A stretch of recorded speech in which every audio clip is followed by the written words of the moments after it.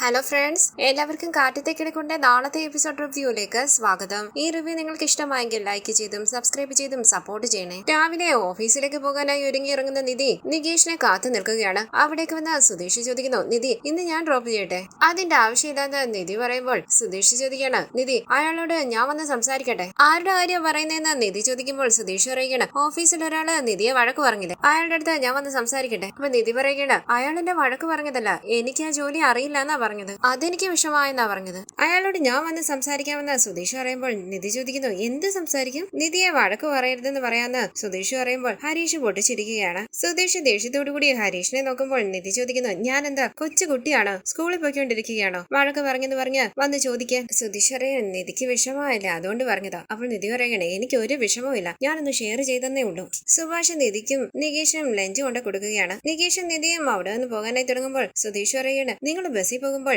ആരെങ്കിലും ശല്യപ്പെടുത്തുകയാണെങ്കിൽ ഉടനെ എന്നെ വിളിക്കണം, ഞാൻ വന്ന് അവനെ തലയിൽ കൈവച്ച. നിധി പറയുകയാണ്, സുധീഷ് എന്റെ അച്ഛനെക്കാട്ടിലും വലിയ ടോർച്ചർ ആണല്ലോ, അച്ഛൻ എന്നെ തനിച്ചെങ്ങും വിടില്ലായിരുന്നു, അഥവാ അയച്ചാലോ ഇതേപോലെ ഇടയ്ക്കിടയ്ക്ക് ഫോൺ വിളിച്ച് ശല്യം ഉണ്ടാക്കിക്കൊണ്ടിരിക്കും. അച്ഛന്റെ കയ്യിൽ നിന്നും എസ്കേപ്പ് ആയി സുധീഷിന്റെ അടുത്ത് വന്ന് പെട്ടതുപോലെ ഉണ്ടല്ലോ, എന്റെ അച്ഛനെക്കാട്ടിലും കഷ്ടമാണല്ലോ സുധീഷ്, ഞാൻ നോക്കിക്കോളാം സുധീഷ്. സുഭാഷിടാ ഹരീഷ് പോയിട്ട് വരാന്ന് പറഞ്ഞ് നികേഷിനെ കൂട്ടി നിധി അവിടെ നിന്ന് പോവുകയാണ്. ഹരീഷ് സുധീഷിനെ നോക്കി പൊട്ടിച്ചിരിക്കുമ്പോൾ ദേഷ്യത്തോടു കൂടി ഹരീഷിനോട് സംസാരിക്കുകയാണ് സുധീഷ്. അപ്പൊ സുഭാഷ് പറയുകയാണ്, രാവിലെ ആയതേ ഉള്ളൂ, ഞാൻ ഇതുവരെ ഭക്ഷണം പോലും കഴിച്ചിട്ടില്ല, നിങ്ങൾ വെറുതെ വഴക്കുണ്ടാക്കരുത്, എനിക്ക് നിങ്ങളെ തടയാനുള്ള കഴിവ് പോലും ഇല്ല, രണ്ടും കൂടെ കടന്ന് തമ്മി തല്ലിക്കോട്ടെന്ന് കരുതി ഞാനങ്ങ് പോകും. സുധീഷ് കുറച്ച് ക്യാഷ് എടുത്ത് സുഭാഷിന്റെ കയ്യിലേക്ക് കൊടുത്തുകൊണ്ട് പറയുന്നു, ഇത് ബാത്റൂമിന്റെ പണിക്കിരിക്കട്ടെ, ഇത് ഒരുപാടുണ്ടല്ലോ എന്ന് സുഭാഷ് പറയുമ്പോൾ സുധീഷ് പറയുകയാണ്, ഒരുപാടൊന്നും ഇല്ല സുഭാഷ് ഏട്ടാ, കുറച്ച് പണയേ ഉള്ളൂ, ഇപ്പൊ ഇത് വെച്ചോ, കുറച്ചുകൂടി ഞാൻ പിന്നെ തരാം, ഞാൻ നോക്കിക്കോളാം എന്ന് പറഞ്ഞതല്ലേ എന്ന് സുഭാഷ് പറയുമ്പോൾ ഹരീഷ് പറയുകയാണ്, സുഭാഷ് ഏട്ടാ സുധീഷ് ഏട്ടന്റെ കയ്യിൽ നിന്നും കാശ് കിട്ടുന്നതന്നെ വലിയ കാര്യമോ? ദേഷ്യത്തോടു കൂടി ഹരീഷിനെ ഒന്ന് നോക്കിയിട്ട് സുധീഷ് പറയുകയാണ്, സുഭാഷേട്ടാ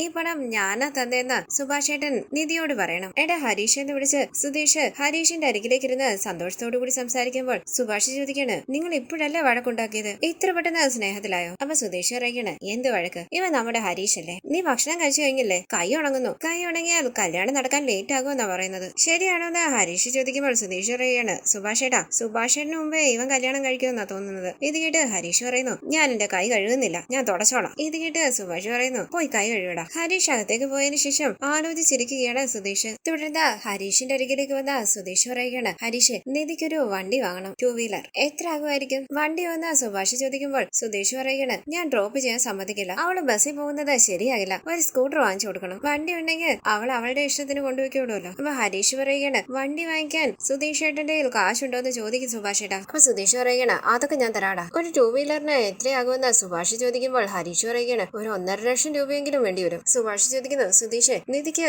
സ്കൂട്ടർ ഓടിക്കാൻ അറിയാമോ? അപ്പൊ സുധീഷ് പറയുകയാണ്, അതൊക്കെ അറിയാം സുഭാഷ് ഏട്ടാ, സ്കൂട്ടർ ഓടിക്കാൻ അറിയാതിരിക്കോ? ഒരു നല്ല സ്കൂട്ടർ വാങ്ങിച്ചു കൊടുക്കണം, കാറ് വാങ്ങിച്ചു കൊടുക്കണം എന്നാ ആഗ്രഹം, പക്ഷെ ഇപ്പൊ 2 വീലർ മതി, അധികം വൈകാതെ കാറ്. ഇത് കേട്ട് ഹരീഷ് പറയുകയാണ്, സ്വപ്നം ആർക്ക് വേണമെങ്കിലും കാണാം, പണം ഉണ്ടോ കയ്യില്? സുഭാഷ് ചോദിക്കുന്നു, നമുക്ക് ആദ്യം ഒരു സെക്കൻഡ് ഹാൻഡ് വാങ്ങിച്ചു കൊടുത്താലോ? പഴയ വണ്ടി എങ്ങനെ നിധിക്ക് വാങ്ങിച്ചു കൊടുക്കുന്നതെന്ന് സുധീഷ് ചോദിക്കുമ്പോൾ സുഭാഷ് പറയുകയാണ്, സെക്കൻഡ് ഹാൻഡ് എന്ന് പറഞ്ഞാൽ ഒരുപാട് പഴയതല്ല, അധികം ഓടിക്കാത്ത വണ്ടികളൊക്കെ കാണുമല്ലോ, അതേപോലെ നല്ല കണ്ടീഷനിലുള്ള ഒരു വണ്ടി നോക്കി വാങ്ങാം. ഹരീഷിന്റെ അരികിൽ അങ്ങനെയുള്ള വണ്ടികളൊക്കെ വരാറുണ്ടല്ലോ, ആദ്യം നമുക്ക് അങ്ങനെ ഒരു വണ്ടി വാങ്ങാം, അതിനുശേഷം പുതിയ ഒരെണ്ണം വാങ്ങിച്ചു കൊടുക്കാം. ഹരീഷിന്റെ വണ്ടി അങ്ങനെ വാങ്ങിയതല്ലേ, നല്ല വണ്ടിയല്ലേ? ഹരീഷ് നല്ല വണ്ടി വരുവാണെങ്കിൽ പറയണം. പറയാൻ സുഭാഷ് ഏട്ടാന്ന് ഹരീഷ് പറയുമ്പോൾ സുധീഷ് പറയുകയാണ്, വണ്ടി കണ്ടാൽ പുതിയതുപോലെ ഇരിക്കണം. ഹരീഷ് ചോദിക്കുന്നു, ഏട്ടത്തിക്ക് ഒരു വണ്ടി വാങ്ങുമ്പോൾ മോശപ്പെട്ട് വണ്ടി വാങ്ങുമോ? അതൊക്കെ ഞാൻ നോക്കിക്കോളാം. സുധീഷ് പറയുന്നു, വണ്ടി കണ്ടാൽ പുതിയതായിട്ടിരിക്കണം, കുറച്ച് കിലോമീറ്റർ മാത്രം ഓടിയ വണ്ടിയായിരിക്കണം, പക്ഷെ വില വളരെ കുറവായിരിക്കണം. സുഭാഷ് ചോദിക്കുന്നു, സുധീഷ് നീ ഇത്രയ്ക്കൊക്കെ പറയണോ? അവൻ നല്ല വണ്ടിയല്ലേ നിധിക്ക് വേണ്ടി വാങ്ങും. അപ്പൊ സുധീഷ് പറയുകയാണ്, വണ്ടി വാങ്ങിച്ചു കഴിയുമ്പോൾ ഞാനത്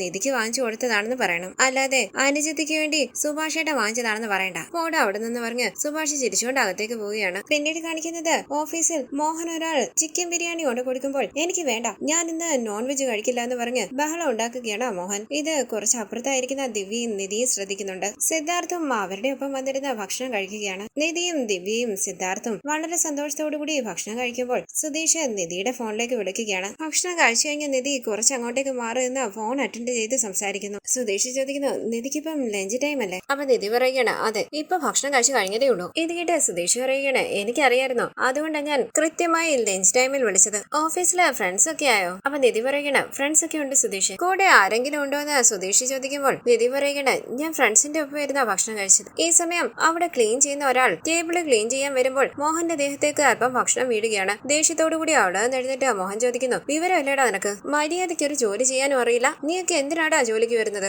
നിന്നെയൊക്കെ കമ്പനിയിൽ ജോലിക്ക് വെച്ചിരിക്കുന്നവരെ പറഞ്ഞാ മതി. ഇത് ഫോണിലൂടെ സുധീഷും കേൾക്കുന്നു. ടെൻഷനോടുകൂടി നിധി പറയുന്നു, സുധീഷ് ഞാൻ പിന്നെ സംസാരിക്കാം. സുധീഷ് ചോദിക്കുന്നു, നിധി എന്തെങ്കിലും പ്രശ്നമുണ്ടോ? ആരാത്? ഫോൺ കട്ട് ചെയ്ത നിധി അവിടുത്തെ ബഹളം ശ്രദ്ധിക്കുകയാണ്. സുധീഷ് വളരെ ദേഷ്യത്തോടുകൂടി ഓഫീസിലേക്ക് പോകുന്നു. സിദ്ധാർത്ഥ് മോഹന്റെ പ്രശ്നത്തിൽ ഇടപെട്ട് മോഹനെ സമാധാനിപ്പിക്കുകയാണ്. ക്ലീൻ ചെയ്ത ബോയിയോട് സോറിയും പറയുന്നു. മോഹൻ ചോദിക്കുന്നു, സാർ എന്തിനാ അയാളോട് സോറി പറയുന്നത്? അവന്റെ ഭാഗത്തല്ലേ തെറ്റ്? അപ്പോൾ സിദ്ധാർത്ഥ് പറയുകയാണ്, ശരിക്കും നിങ്ങളുടെ രണ്ടുപേരുടെയും ഭാഗത്ത് തെറ്റുണ്ട്. അത് പറഞ്ഞാൽ മോഹൻ മനസ്സിലാകില്ല. ആരെയും വഴക്ക് പറയാനുള്ള അവകാശം നമുക്കില്ല. മോഹൻ ഭക്ഷണം കഴിക്കുക. എടാ സോറിടാ, ഭക്ഷണം കഴിക്കുന്ന സമയത്ത് ടേബിൾ ക്ലീൻ ചെയ്യരുത്. ഇത് എന്റെ ഒരു റിക്വസ്റ്റാ. സോറി സാറിന് അയാൾ പറയുമ്പോൾ ശരി പോന്ന് പറഞ്ഞ് ആ സ്റ്റാഫിനെ അവിടെ നിന്ന് പറഞ്ഞു വിടുകയാണ് സിദ്ധാർത്ഥ്. തുടർന്ന് ഓഫീസിന് പുറത്തേക്ക് വന്ന സുധീഷ് നിധിയെ ഫോണിൽ വിളിക്കുകയാണ്. ജോലി ചെയ്തുകൊണ്ടിരിക്കുന്ന നിധി ഫോൺ അറ്റൻഡ് ചെയ്യുന്നില്ല. സെക്യൂരിറ്റിയുടെ അനുവാദത്തോടുകൂടി സുധീഷ് അകത്തേക്ക് കയറി വരുന്നു. അകത്തേക്ക് കയറി വന്ന സുധീഷിനെ കണ്ട് ഞെട്ടി എഴുന്നേൽക്കുകയാണ് നിധി. നിധി ചോദിക്കുന്നു, എന്താ സുധീഷ്, എന്താ ഇവിടെ? അപ്പൊ സുധീഷ് ചോദിക്കണ്ട, നിധിക്ക് ഇവിടെ എല്ലാം ഓക്കെ അല്ലേ? അപ്പോൾ നിധി പറയുന്നു, ഓക്കെ. സുധീഷ് എന്തിനാ ഇപ്പൊ ഇങ്ങോട്ട് വന്നത്?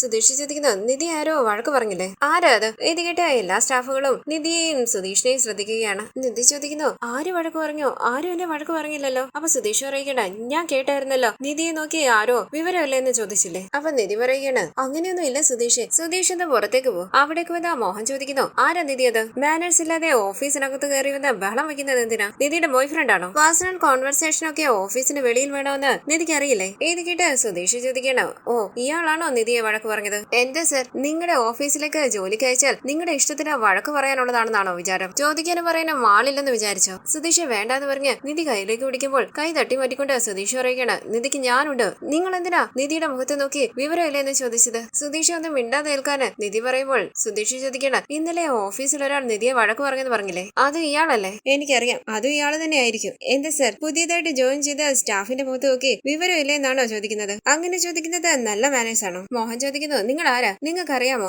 ഞാൻ അങ്ങനെ പറഞ്ഞു എന്ന്? Nidhi, what is this? Sorry Mohan Nidhi പറയുമ്പോൾ മോഹൻ ചോദിക്കുന്നു, എന്ത് സോറി? ഇതെന്താ ആളെ കൂട്ടിക്കൊണ്ട് വന്ന വിരട്ടുകയാണോ? അപ്പൊ നിധി പറയുകയാണ്, അങ്ങനെയല്ല മോഹൻ, സുധീഷ് എന്തോ തെറ്റിദ്ധരിച്ചു വന്നതാ. I'm sorry Mohan. Sudheesh ചോദിക്കുന്നു, നിധി എന്തിനാ ഇങ്ങനെ ഭയക്കുന്നത്? നിധി വിളിച്ചിട്ടൊന്നുമല്ല ഞാൻ ഇങ്ങോട്ട് വന്നത്. നിങ്ങൾ വഴക്ക് പറയുന്നത് ഞാൻ ഫോണിലൂടെ കേട്ടു, അതുകൊണ്ടാ വന്നത്. നിങ്ങൾ ഇങ്ങനെയൊക്കെ സംസാരിച്ചത് ശരിയാണോ? ഇത് കേട്ട മോഹൻ പറയുകയാണ്, നിധി ദിസ് ഇസ് ടു മച്ച്. എന്റെ ക്ഷമയ്ക്ക് ഒരു പരിധിയുണ്ട്. ആദ്യം ഇയാളോട് പുറത്തു പോകാൻ പറ. സുധീഷ് ചോദിക്കുന്നു, പുറത്തു പോയില്ലെങ്കിൽ നിങ്ങൾ എന്ത് ചെയ്യും? നിങ്ങൾ ചെയ്യുന്നതൊക്കെ ശരിയാണെന്നാണോ വിചാരം? അവിടേക്ക് വന്ന സിദ്ധാർത്ഥ് ചോദിക്കുന്നു, നിധി എന്താ ഇവിടെ? ആരാ ഇയാള്? അപ്പോൾ നിധി പറയുകയാണ്, സോറി സർ, ഞാൻ സുധീഷിനെ കൂട്ടിക്കൊണ്ട് പോയിക്കോളാം. സുധീഷ് ഒന്നിങ്ങോട്ട് വന്നേ. അപ്പോൾ സുധീഷ് പറയുകയാണ്, ഒരു മിനിറ്റ് നിധി, നമ്മുടെ ശമ്പളം വാങ്ങുന്നവരാ, അതുകൊണ്ട് ഇവിടെ അടിമയായിട്ടൊന്നും ജോലി ചെയ്യാൻ പറ്റില്ല. അപ്പോൾ നിധി പറയുകയാണ്, സുധീഷ് ഇവിടെ ആരും അങ്ങനെയല്ല, പ്ലീസ് ഒന്ന് വാ വാ എന്നും പറഞ്ഞ് ഒരു വിധത്തിൽ സുധീഷിനെ പുറത്തേക്ക് കൊണ്ടുപോവുകയാണ് നിധി. സുധീഷ് പറയുന്നു, നിധി എന്റെ കൈവിട്. അയാളെ നിധി എന്തിനാ ഇങ്ങനെ പേടിക്കുന്നത്? അപ്പൊ നിധി പറയുകയാണ്, അയാള് വേറൊരാളെയാണ് വഴക്ക് പറഞ്ഞത്. അത് കേട്ട് തെറ്റിദ്ധരിച്ച് എന്നെ വഴക്ക് പറഞ്ഞാണെന്ന് കരുതി സുധീഷ് എന്തിനാ ഇവിടെ വന്ന് ബഹളം വെക്കുന്നത്? ഇത് കേട്ട് സുധീഷ് പറയുകയാണ്, ഇല്ല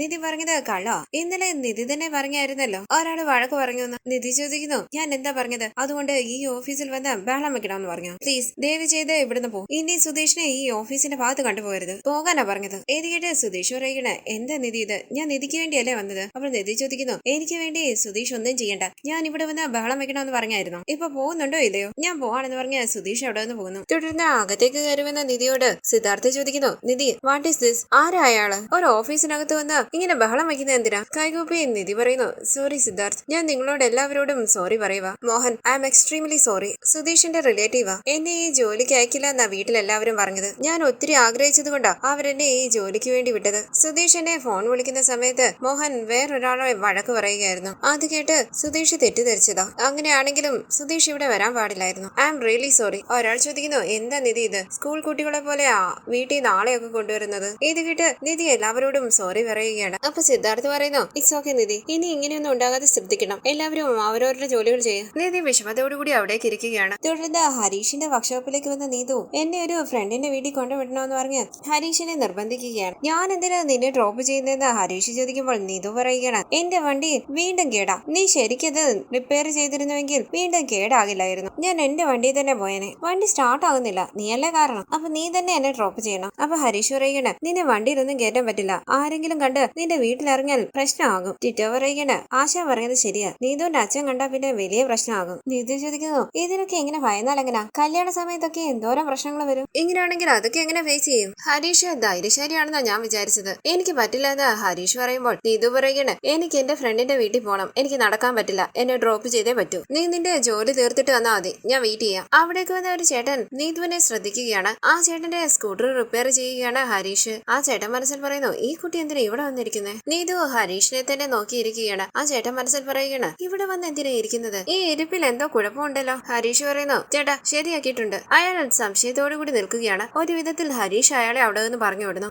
ദേഷ്യത്തോടുകൂടി ഹരീഷ് പറയുകയാണ്, വരുന്നവരും പോകുന്നവരും എല്ലാം ശ്രദ്ധിക്കുന്നുണ്ട്. നീതു ആദ്യം ഇവിടുന്ന് പോകാൻ നോക്ക്. അപ്പൊ നീതു പറയുകയാണ്, അവ എന്നെ കൊണ്ടുപോയി ഡ്രോപ്പ് ചെയ്യ് വാന്ന് പറഞ്ഞ് ഹരീഷ് ദേഷ്യത്തോടുകൂടി നീതുവിനെയും കൂട്ടി ബൈക്കിൽ അവിടെ നിന്ന് പോവുകയാണ്. നീതു ഹരീഷിന്റെ തോളിലേക്ക് കൈവയ്ക്കുമ്പോൾ കൈ എടുക്കാനായി പറയുകയാണ് ഹരീഷ്. അപ്പൊ നീതു പറയുന്നു, പന്ന റോഡാ, കൈ വെച്ചില്ലെങ്കിൽ ശരിയാകില്ല, കൈ എടുക്കടിയെന്ന് ഹരീഷ് പറയുമ്പോൾ എങ്കിൽ പിന്നെ ഞാൻ ഇവിടെ വെക്കാന്ന് പറഞ്ഞ് ഹരീഷിനെ കെട്ടിപ്പിടിക്കുകയാണ് നീതു. കൈ പിടിച്ച് മാറ്റാനായി ശ്രമിച്ചുകൊണ്ട് ഹരീഷ് പറയാണ്, കൈ എടുക്കടി, ആരെങ്കിലും കണ്ടാ പിന്നെ അത് മതി. അവൾ നീതു പറയുകയാണ്, കണ്ടാരെന്താ, കൈ എടുക്കടി എന്ന് പറഞ്ഞ് കൈ തട്ടി മാറ്റുകയാണ് ഹരീഷ്. നീതു പറയുന്നു, നീ ഒരു ധൈര്യമുള്ളവനാണെന്ന് വിചാരിച്ചപ്പോൾ ഒട്ടും ധൈര്യം ഇല്ലാത്തവനാണെന്ന് തെളിയിക്കുകയാണോ നീ? വെറുതെ എന്നെ ദേഷ്യം പിടിപ്പിക്കരുതെന്ന് ഹരീഷ് പറയുമ്പോൾ നീ ഒന്ന് വെറുതെ ഇരിക്കും, ഞാൻ കെട്ടിപ്പിടിക്കുമെന്ന് പറഞ്ഞ് നീതു ഹരീഷിനെ കെട്ടിപ്പിടിക്കുകയാണ്. തുടർന്ന് നിധിയും നികേഷും ബസ്സിലെ തിരക്കിന്റെ കാര്യം പറഞ്ഞുകൊണ്ട് വീട്ടിലേക്ക് നടന്നു വരികയാണ്. ഭാസ്കരൻ ചോദിക്കുന്നു, എത്രയും പെട്ടെന്ന് വീടൊക്കെ പണിത് തീർക്കുവോ? ആ ജോലിക്കല്ലേ പോയിട്ട് വരുന്നത്? നിധി പറയുകയാണ്, ഈ വീട് സ്വന്തം വീടായിട്ട് എഴുതി വാങ്ങിക്ക്, ഞാൻ വീട് പണിത് തരാം, നല്ല സൂപ്പർ ആയിട്ട്. അപ്പൊ ഭാസ്കരൻ പറയുകയാണ്, ഇത് എന്റെ വീട് തന്നെയാണല്ലോ, ഇതിന് ഞാൻ ആരുടെ കയ്യിൽ നിന്ന് എഴുതി വാങ്ങിക്കാനാ? അങ്ങനെ അകത്തേക്ക് കയറി വന്ന നിധി, സുഭാഷിട്ടാ ഞാൻ ഫ്രഷ് ആയിട്ട് വരാന്ന് പറഞ്ഞ് റൂമിലേക്ക് പോവുകയാണ്. തുടർന്ന് അവിടേക്ക് വന്ന നിധിക്കും നികേഷിനും കോഫി കൊടുക്കുകയാണ് സുഭാഷ്. നികേഷ് ബസ്സിലെ തിരക്കിനെ കുറിച്ചൊക്കെ സുഭാഷിനോട് പറയും. പെട്ടെന്ന് ഇതിനൊരു പരിഹാരം കണ്ടെത്താൻ മോളെന്ന് സുഭാഷ് പറയുമ്പോൾ, നോക്ക സുഭാഷ് ഏട്ടാന്ന് നിധി പറയുകയാണ്. ഇത് കേട്ടുകൊണ്ട് അവിടേക്ക് വന്ന സുധീഷ് പറയുന്നു, അതിന് പരിഹാരമായിട്ടല്ലേ ഞാൻ പറഞ്ഞത്, ദിവസവും ഞാൻ കൊണ്ടുവിടുകയും കൊണ്ടുവരികയും ചെയ്യാമെന്ന്. കേക്കണ്ടേ? ഓഫീസിലുള്ള എല്ലാവരും പേടിച്ചു കാണുമല്ലോ. എങ്ങനെയുണ്ടായിരുന്നു സുധീഷിന്റെ എൻട്രി? ഇനി നിധിയെ ആരും വഴക്ക് പറയില്ല. നിധിയെ വഴക്ക് പറയാൻ വരുന്നവർക്ക് ഒരു ഭയമൊക്കെ തോന്നും. ഇവളെ ആരെങ്കിലും വഴക്ക് പറഞ്ഞാൽ ഒരാൾ വന്ന് ചോദിക്കുമെന്നുള്ള പേടി ഉണ്ടാകണം എല്ലാവർക്കും. സുഭാഷ് ചോദിക്കുന്നു, എന്താണ് നീ പറയുന്നത്? അപ്പൊ സുധീഷ് പറയണേ, ഞാൻ രാവിലെ സുഭാഷ് എന്നോട് പറഞ്ഞില്ലേ ഇന്നലെ നിധിയെ ഒരാൾ വഴക്ക് പറഞ്ഞെന്ന്. ഞാൻ ഇന്ന് നിധിയെ ഫോണിൽ വിളിച്ചപ്പോൾ അയാൾ വീണ്ടും നിധിയെ വഴക്ക് പറഞ്ഞിരിക്കുന്നു. എനിക്ക് നല്ല ദേഷ്യം വന്നു. ഞാൻ വണ്ടി എടുത്ത് ഓഫീസിൽ ചെന്നു, എല്ലാവർക്കും ആവശ്യത്തിന് കൊടുത്തിട്ടുണ്ട്. ടെൻഷനോടുകൂടി നികേഷ് ചോദിക്കുന്നു, ഏട്ടത്തിയുടെ ഓഫീസിൽ പോയോ? അപ്പൊ നിധി പറയുകയാണ്, അതേ നികേഷ്, സാറ് ഓഫീസിലേക്ക് വന്നിരുന്നു. എവിടാ എന്താന്ന് നോക്കാതെ ഇഷ്ടത്തിന് ബഹളം വെക്കുകയല്ലായിരുന്നു. പുഞ്ചിരിച്ച സുധീഷ് പറയുകയാണ്, നിധി ഓഫീസിലുള്ളവരെല്ലാരും ഒന്ന് വിറച്ചില്ലേ, അതിനെപ്പറ്റി പറ. ദേഷ്യത്തോടുകൂടി നിധി ചോദിക്കുന്നു, വിവരം ഉണ്ടോടോ തനിക്ക്? ഇത്രയും വളർന്നു വലുതായി നിൽക്കുകയല്ലേ, ജോലി ചെയ്യുന്ന സ്ഥലത്ത് വന്നാണോ ബഹളം വെക്കുന്നത്?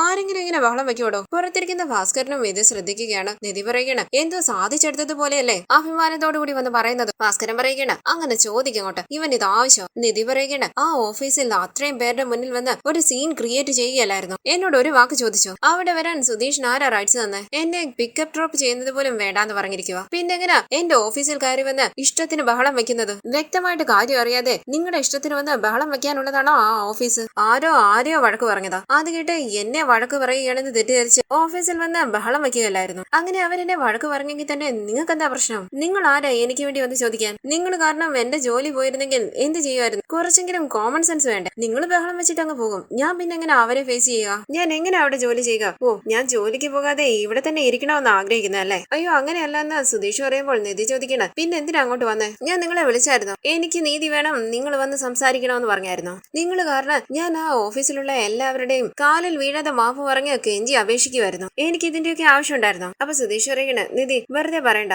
അയാള് നിധിയാ വഴക്ക് പറഞ്ഞത്. എനിക്കത് അപ്പോഴേ മനസ്സിലായതാ. നിധിക്ക് ഒരു ജോലി ആവശ്യമാ, അതുകൊണ്ട് ഈ വഴക്കൊക്കെ കേട്ട് ജോലി ചെയ്യേണ്ട ഒരു കാര്യമില്ല. നിധി എന്ത് പറഞ്ഞാലും ശരി, നിധി ഇങ്ങനെയുള്ള ജോലിക്കൊന്നും വിടില്ല. ഇത് കേട്ട് ദേഷ്യത്തോടു കൂടി ഉറക്കെ നിധി പറയുന്നു, എടോ നിർത്തടോ. ഇത് കേട്ട് ചെട്ടി നിധിയെ നോക്കുകയാണ് സുധീഷും സുഭാഷും നികേഷും. എടാന്ന് വിളിച്ചത് എന്നെയാണോ എന്ന് പറഞ്ഞ് സുധീഷ് ചുറ്റും നോക്കുകയാണ്. അപ്പൊ നിധി പറയുകയാണ്, നിന്നെ തന്നെയാടാ, ഞാൻ പറഞ്ഞില്ലടാ അയാൾ എന്നെയല്ല വഴക്ക് പറഞ്ഞെന്ന്. ടേബിളിലുണ്ടായിരുന്ന ഭക്ഷണം കൈ തട്ടി അയാളുടെ ദേഹത്ത് വീണു. ആ ദേഷ്യത്തില് അയാൾ അവിടെ ക്ലീൻ ചെയ്യാൻ വന്ന പയ്യനോട് ദേഷ്യപ്പെട്ടതാ. അത് നിങ്ങൾ കേട്ട് തെറ്റിദ്ധരിച്ചതാണ്. അത് നിന്റെ തെറ്റാണ്. എന്തെങ്കിലും ആവട്ടെ, എന്തിനാ നിങ്ങൾ അവിടെ വന്ന് ബഹളം വെക്കുന്നത്? പുറത്തിരിക്കുന്ന ഭാസ്കരൻ പറയുകയാണ്, ഇത് ഇവന് വേണം. അപ്പൊ നിധി പറയുകയാണ്, ഒരു റൗഡിയെ പോലെ ഓഫീസിനകത്ത് കയറി വന്ന് നിധി ആരാ വഴക്ക് പറഞ്ഞെന്ന് ചോദിക്കുന്നുണ്ടായിരുന്നല്ലോ. ഒന്ന് നിർത്തുന്ന ഞാൻ കെഞ്ചി പറഞ്ഞില്ലേ സുധീഷിനോട്? നിങ്ങളത് കേട്ടോ? അപ്പോഴും വഴക്കിടാനായിരുന്നു സുധീഷിന് ധൃതി. കുറച്ചെങ്കിലും വിവരം വേണ്ടേ? അങ്ങനെ നിധി സുധീഷിനെ ഒരുപാട് വഴക്ക് പറയുകയാണ്. ഇത് കേട്ട് വിഷമത്തോടുകൂടി നിൽക്കുകയാണ് സുധീഷും സുഭാഷും നികേഷും. തുടർന്ന് നിധി സുഭാഷിനോട് പറയുന്നു, സോറി സുഭാഷ് ഏട്ടാ, എനിക്ക് വലിയ അപമാനമായി പോയി സുഭാഷ് ഏട്ടാ. സുഭാഷ് ഏട്ടൻ തന്നെ ഒന്ന് ആലോചിച്ച് നോക്ക്. ഞാൻ ജോലിക്ക് ചേർന്നിട്ട് 2 ദിവസം അല്ലേ ആയുള്ളൂ. അതിനുള്ളിൽ ഇങ്ങനെ ഒരു കാര്യം നടന്നാൽ ആരെങ്കിലും എനിക്കൊരു വില തരുമോ? അവർക്ക് വേണമെങ്കിൽ ഇന്നെ ജോലിയിൽ നിന്നും പറഞ്ഞു വിടായിരുന്നു. ഞാൻ എന്തിനു വേണ്ടിയാ തിരുവനന്തപുരത്തേക്ക് വന്നത്? നികേഷ് ചോദിക്കുന്നു, സുധീഷ് ഏട്ടാ എന്തിനാ ഇങ്ങനെയൊക്കെ ചെയ്ത്? എനിക്കിത് തന്നെ കേട്ടിട്ട് ഒരുമാതിരിയുണ്ട്. ഏട്ടത്തി ജോലി ചെയ്യുന്ന ഓഫീസിൽ ചെന്ന് ഇങ്ങനെ ബഹളം വെക്കാമോ? അപ്പൊ നിധി പറയണ അങ്ങോട്ട് ചോദിക്കും നികേഷ്, എന്ത് കഷ്ടപ്പെട്ടിട്ടാ എനിക്ക് ജോലി കിട്ടിയത്? ആളെ കൂട്ടിക്കൊണ്ടുവന്ന് വിരട്ടുകയാണോ എന്ന് അവിടെയുള്ള സ്റ്റാഫുകൾ എല്ലാവരും എന്നോട് ചോദിക്കും. എനിക്ക് ഇതിന്റെയൊക്കെ ആവശ്യമുണ്ടോ? അപ്പൊ സുഭാഷ് പറയണ നിധി പറഞ്ഞത് ശരിയല്ലേടാ, നീ അവിടെ പോയി ബഹളം വെക്കാമായിരുന്നു. സുഭാഷിന് എന്നെ മനസ്സിലാകുന്നില്ലേ എന്ന് നിധി ചോദിക്കുമ്പോൾ സുഭാഷ് പറയുകയാണ് മനസ്സിലാകുന്നുണ്ടോ മോളെ? നികേഷ് പറയുകയാണ് സുധീഷേട്ടന് ഇത് വേണം, ഹീറോ കളിക്കാൻ നോക്കിയതാ. ഭാസ്കരൻ മനസ്സിൽ പറയുന്നു എന്നോട് എന്താ ദേഷ്യം, കണ്ടില്ലേ ഇപ്പം അവളുടെ മുന്നിൽ പൂച്ചക്കുട്ടിയെ പോലെ നിൽക്കുന്നത്, ഒന്ന് പറഞ്ഞു മനസ്സിലാക്കുക സുഭാഷേട്ട എന്ന് പറഞ്ഞ് നിധി അകത്തേക്ക് പോകുമ്പോൾ സുധീഷ് ദേഷ്യത്തോടുകൂടി അവിടേക്ക് ഇരിക്കുകയാണ്. സുധീഷിനെ സമാധാനിപ്പിക്കാനായി ശ്രമിക്കുകയാണ് സുഭാഷും നികേഷും. ഹരീഷ് അവിടേക്ക് വരുമ്പോൾ ഹരീഷിനോടും നികേഷ് ഈ കാര്യം പറയുന്നു. നിധിയുടെ ഓഫീസിൽ സുധീഷ് പോയി ബഹളം വെച്ചതിനെ കുറ്റപ്പെടുത്തി സംസാരിക്കുകയാണ് സുഭാഷും നികേഷും ഹരീഷും എല്ലാം. ഹരീഷ് പറയുകയാണ് സുധീഷേട്ടന്റെ വിചാരം വലിയ ഹീറോ ആണെന്ന്. ആരെങ്കിലും ഇങ്ങനെ ജോലി ചെയ്യുന്ന ഓഫീസിൽ പോയി ബഹളം വെക്കുവോ? വിവരമുള്ളവർ ചെയ്യുന്ന ജോലിയാണോ ഇത്? ആർക്കാണ് വിവരം ഇല്ലാത്തതെന്ന് ചോദിച്ച് ഹരീഷിനെ തല്ലുകയാണ് സുധീഷ്. ഹരീഷും സുധീഷും കൂടി തല്ലുണ്ടാക്കുമ്പോൾ അവരെ പിടിച്ചു മാറ്റാനായി ശ്രമിക്കുകയാണ് സുഭാഷ്. നിധി അറിയാതിരിക്കാനായി നിധിയുടെ റൂമിന്റെ വാതിൽ അടയ്ക്കുകയാണ് നികേഷ്. അവരെ പിടിച്ചു മാറ്റിക്കൊണ്ട് സുഭാഷ് പറയുന്നു ആ കുട്ടി ഇതൊന്നും അറിയിക്കരുത്, പിന്നെ നിധിക്ക് വലിയ വിഷമമാകും. ഹരീഷ് ചോദിക്കുന്നു സുധീഷേട്ടനെ പോലെ ഒരാളെ ഒരു പെണ്ണ് എങ്ങനെ ഇഷ്ടപ്പെടും? കിട്ടിയ ജീവിതം സുധീഷേട്ടൻ തന്നെ ഇല്ലാതാക്കുമെന്നാ തോന്നുന്നത്. അപ്പൊ സുധീഷ് പറയണ നിനക്കെല്ലാം അറിയാലോ, ഞാൻ കണ്ടായിരുന്നു റോഡിൽ നിന്റെ തലയിലേക്ക് വേസ്റ്റ് കൊണ്ടിടുന്നത്. അന്ന് നീ എന്താ പറഞ്ഞത്? ആ പെണ്ണിനെ എങ്ങനെ ഹാൻഡിൽ ചെയ്യണമെന്ന് നിനക്ക് അറിയില്ലെന്നല്ലേ പറഞ്ഞേ? നീ എന്നെ അഡ്വൈസ് ചെയ്യുന്നു. അപ്പൊ ഹരീഷ് പറയണ കല്യാണം കഴിഞ്ഞിട്ട് ഇത്രയും മാസങ്ങളായില്ലേ, സുധീഷേട്ടൻ എന്ത് ചെയ്തു? പണ്ടത്തേനേക്കാട്ടിലും മോശമായിക്കൊണ്ടിരിക്കുകയാണ്. സുധീഷേട്ടനെ പറ്റിയുള്ള ഒരാളെ എങ്ങനെ ഏട്ടത്തി ഇഷ്ടപ്പെടും? ഇത് കേട്ട് സുധീഷ് പറയുകയാണ് നിന്നെ ഈ നാട്ടിലുള്ള എല്ലാവർക്കും ഇഷ്ടമാണല്ലോ, വാതുക്ക വന്ന് ക്യൂ നിൽക്കുകയല്ലേ. ഇത് കേട്ട് നികേഷ് പറയാൻ ദയവ് ചെയ്ത് നിങ്ങളൊന്ന് ബഹളം വെക്കാതിരിക്കും. സുധീഷ് ചോദിക്കുന്നു ഇതൊരു വീടാണോ, ഒരു നരകമോ? ഈ വീട്ടിലുള്ള ഒരുത്തം പോലും എന്നെ മനസ്സിലാക്കിയിട്ടില്ല. എന്തെങ്കിലും ഒന്ന് സംഭവിച്ചാൽ എന്നെ പരിഹസിച്ചിരിക്കാനാണ് എല്ലാവർക്കും താല്പര്യം. അപ്പൊ ഹരീഷ് പറയുകയാണ് സുധീഷനെ പോലെ ഒരു സ്വാർത്ഥൻ ഈ ലോകത്തുണ്ടാകില്ല. ഇത് കേട്ട് ദേഷ്യത്തോടു കൂടി സുധീഷ് ഹരീഷിനെ തല്ലുകയും ഹരീഷ് സുധീഷിനെ തല്ലുകയാണ്. അവരെ പിടിച്ചു മാറ്റുകയാണ് സുഭാഷ്. സുധീഷ് ചോദിക്കുന്നു ഇതൊരു വീടാണോ? ഇങ്ങനെ കാല് വരുന്ന ആളുകളുടെ കൂടെ ആര് ജീവിക്കും? വെളിയിൽ കിടക്കുന്ന അയാൾക്കും നിനക്കും എന്താടാ വ്യത്യാസം? അങ്ങനെ സുധീഷ് പുറത്തേക്ക് പോകുമ്പോൾ സുഭാഷ് ചോദിക്കുകയാണ് ഹരീഷ് നീ എന്തിനാ അവനോട് വഴക്കുണ്ടാക്കാൻ പോകുന്നു? അപ്പൊ ഹരീഷ് പറയുകയാണ് ഞാൻ എന്ത് തെറ്റാ ചെയ്തത്? സത്യം പറഞ്ഞതല്ലേ ഉള്ളൂ. സുഭാഷ് ചോദിക്കുന്നു നീതി വഴക്ക് പറഞ്ഞതിന്റെ വിഷമത്തിലിരിക്കുകയായിരുന്നു അവൻ, അപ്പൊ നീ പോയി വഴക്കുണ്ടാക്കിയത് ശരിയാണോ? പുറത്തേക്ക് ഇറങ്ങി വന്ന സുധീഷ് പാട്ടും കേട്ടിരിക്കുന്ന ഭാസ്കരന്റെ റേഡിയോ ഓഫ് ചെയ്യുകയാണ്. ഭാസ്കരൻ തിരിഞ്ഞ് സുധീഷിനെ നോക്കുമ്പോൾ സുധീഷ് പറയുകയാണ് അവിടെ ചീത്ത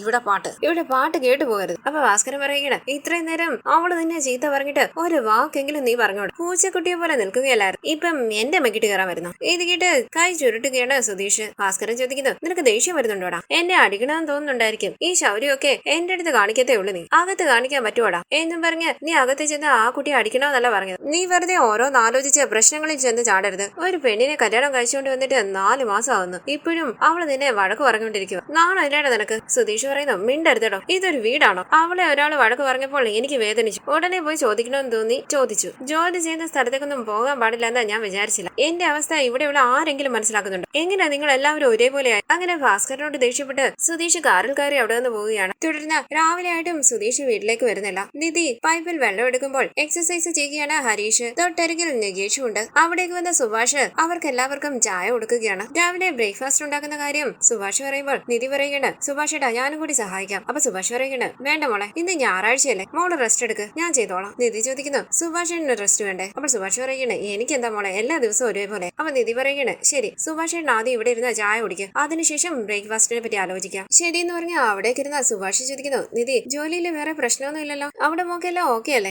ഓക്കെ ആണെന്ന് നിധി പറയുമ്പോൾ സുഭാഷ് പറയുന്നു മോളിപ്പം ജോലിക്ക് പോയി തുടങ്ങിയതല്ലേ ഉള്ളൂ, മുന്നോട്ട് പോകുമ്പോൾ ചെറിയ ചില പ്രശ്നങ്ങളൊക്കെ ഉണ്ടായേക്കാം, നിനക്കതെല്ലാം കൈകാര്യം ചെയ്യാമെന്ന് എനിക്കറിയാം, എന്നാലും ഞാൻ പറഞ്ഞതാ. അപ്പൊ നിധി പറയുകയാണ് സുഭാഷ് ഏട്ടൻ ടെൻഷൻ ആവണ്ട, ഓഫീസിൽ അങ്ങനെ ഒരു പ്രശ്നമില്ല, സുധീഷ് പറഞ്ഞ കാര്യം ഞാൻ ഇവിടെ വന്ന് പറഞ്ഞതേ ഉള്ളൂ. അപ്പൊ സുഭാഷ് പറയുകയാണ് എന്തായാലും അവൻ ഒരു ഓഫീസിൽ വന്ന് ഇങ്ങനെ ബഹളം വെക്കാമോ? എന്തെങ്കിലും ഒരു പ്രശ്നം ഉണ്ടെങ്കിൽ തന്നെ അയാളെ തനിച്ചു വിളിച്ച് പറഞ്ഞാ പോരെ? അപ്പൊ നിധി പറയുകയാണ് അങ്ങനെ വേണ്ടത്, എന്ത് ചെയ്യാനാ? നികേഷ് പറയുകയാണ് എന്നാലും സുധീഷ് ഏട്ടൻ ചെയ്തത് കുറച്ച് ഓവറായിപ്പോയി, ആലോചിക്കാതെ ഓഫീസിൽ വന്ന് ബഹളം വെച്ചില്ലേ? സുധീഷ് ഏട്ടന് വിവരം ഇല്ലെന്ന് ഹരീഷ് പറയുമ്പോൾ സുഭാഷ് പറയുകയാണ് നിധിക്ക് എന്തോ പ്രശ്നമാണെന്ന് കരുതി അവൻ ഭയന്നു പോയി. പക്ഷെ മോളെ എല്ലാത്തിലും ഒരു ശ്രദ്ധ വേണം, എന്തെങ്കിലും പ്രശ്നം ഉണ്ടെങ്കിൽ മോളെ എന്റെ അടുത്ത് വന്ന് പറയണം. ഇങ്ങനെ ഒരു പ്രശ്നം ഉണ്ടായതുകൊണ്ട് ഇനി എന്ത് പ്രശ്നം വന്നാലും ഇവരോട് പറയണ്ടെന്ന് വിചാരിക്കരുത്, ഓരോരുത്തർക്കും ഓരോ സ്വഭാവമല്ലേ, എങ്ങനെയൊക്കെ പ്രശ്നം വരുന്നതെന്ന് നമുക്കറിയില്ലല്ലോ. നിധി പറയുന്നു സുഭാഷ് ഏട്ടാ പ്രശ്നങ്ങൾ ഉണ്ടാകാതിരിക്കില്ല എന്ന് എനിക്കും അറിയാം, നമുക്ക് നോക്കാം, എല്ലാം എന്നെ കൊണ്ട് പരിഹരിക്കാൻ പറ്റുമെന്നാ എന്റെ വിചാരം. ഇത് കേട്ട് സുഭാഷ് പറയുകയാണ് മോൾ ആഗ്രഹിച്ചതുപോലെ വലിയൊരു ആർക്കിടെക്ട് ആകും, തിരുവനന്തപുരത്തെ തന്നെ വലിയൊരു ആർക്കിടെക്ട് ആകും, മോളുടെ കീഴില്